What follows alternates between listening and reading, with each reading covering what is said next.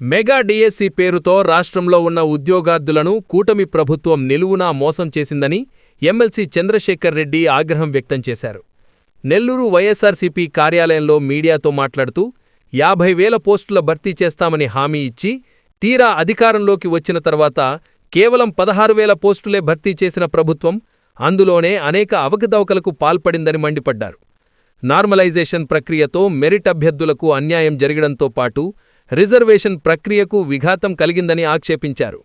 అన్యాయానికి గురైన అభ్యర్థులకు వైఎస్సార్ కాంగ్రెస్ పార్టీ అండగా ఉంటుందని తేల్చి చెప్పారు. కంప్లీట్గా అది టీడీపీ సంబంధించినటువంటి నేతలది. వారు ఈరోజే కాదు, గత 16 నెలల నుంచి కూడా ఇదే ప్రక్రియ.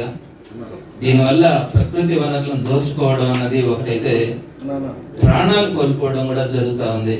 కాకపోతే ఈరోజు ఇంత భారీ స్థాయిలో 7 మంది ఒకే దగ్గర చనిపోవడం అనేది అత్యంత దురదృష్టకరమైనటువంటి విషయం.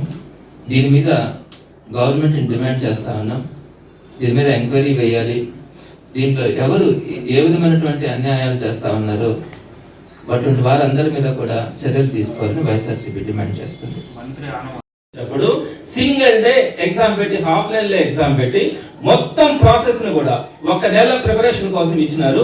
1 నెలలో ప్రాసెస్ కంప్లీట్ చేసి 2 months లోపల 20 లక్షల మంది రాసినటువంటి అన్ఎంప్లాయీస్ అందరిలో నుంచి కూడా 1,37,000 ఉద్యోగాల్ని ఎక్కడ కూడా చిన్న డిస్టర్బెన్స్ లేకుండా, ఏ ఒక్కరికి అన్యాయం జరగకుండా, అవకతవకలు జరగకుండా ప్రాసెస్ ని కంప్లీట్ చేసినటువంటి ఘనత జగన్మోహన్ రెడ్డి గారి గవర్నమెంట్ అయితే, మీరు కేవలం 4 లక్షలు 3.5 లక్షల నుంచి 4 లక్షల మధ్యలో మాత్రమే పరీక్షలు రాసి కేవలం 16 మంది రాయడానికి, 16,000 మంది ఉద్యోగాలను ఫిల్ చేయడానికి మీరు 22 సెషన్స్ లో ఎగ్జామ్స్ పెట్టి ఒక నార్మలైజేషన్ ప్రాసెస్ తీసుకొని వచ్చి మీకు ఇష్టం వచ్చినటువంటి సెషన్స్ లో మార్కులు యాడ్ చేసి ఆ సెషన్స్ లో ఉండే వాళ్ళకి మాత్రమే ఉద్యోగాలు ఇస్తే ఇది ఏ విధమైనటువంటి పారదర్శకత ఉంది? మీరు ఒక్కసారి ఆలోచించండి. ఇంత ఘోరమైనటువంటి ప్రాసెస్, నార్మలైజేషన్ ప్రాసెస్ మన రాష్ట్రంలో ఎప్పుడైనా జరిగిందా? దానికి కృష్ణారెడ్డి గారు కన్వీనర్ ఒక మాట చెప్తారు, ఇది ఇంటర్నేషనల్ ప్రాసెస్, అందుకే నార్మలైజేషన్ తీసుకొని వచ్చినామంటారు. అసలు నార్మలైజేషన్ అనేది ఇంటర్నేషనల్ ప్రాసెస్ అయితే అసలు డిఎస్సి అంటే ఏంటయ్యా? District selection committee.